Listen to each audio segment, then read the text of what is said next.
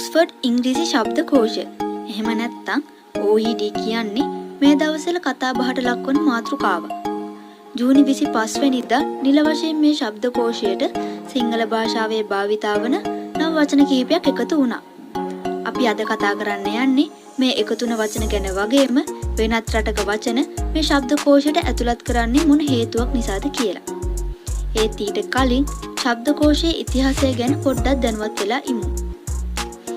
1857 දී ලන්ඩනයේ තියෙන භාෂා විද්‍යා පිළිබඳ සංගමයට අවශ්‍ය වුණ අංග සම්පූර්ණ ඉංග්‍රීසි භාෂාවේ ශබ්දකෝෂයක් හදන්න. ඒ නිසා එයාලා ඔක්ස්ෆර්ඩ් යුනිවර්සිටි ප්‍රෙස් එහෙම නැත්නම් ඔක්ස්ෆර්ඩ් විශ්වවිද්‍යාලයට අයත් පොත් හා ශාස්ත්‍රීය ග්‍රන්ථ ප්‍රකාශනය කරන ආයතනයත් සමග එකතු වෙලා මේ ශබ්දකෝෂය හදන වැඩේ ආරම්භ කළා. ඒ වෙද්දී මේ ශබ්දකෝෂයේ නම විදිහට තිබ්බේ New English Dictionary on Historical Principle විදියට.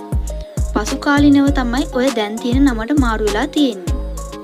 අපි දැන් බලමු ඇයි මෙහෙම වෙනත් රටක වචන මේ ශබ්දකෝෂයට එකතු කරන්නේ කියලා.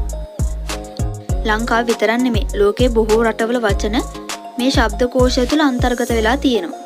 එවැනි දෙයක් කිරීම මගින් ඒ රටවල සංස්කෘතිය වගේම භාෂාව රැක ගැනීම තමයි මේ ශබ්දකෝෂයේ එක අරමුණක් වෙලා තියෙන්නේ.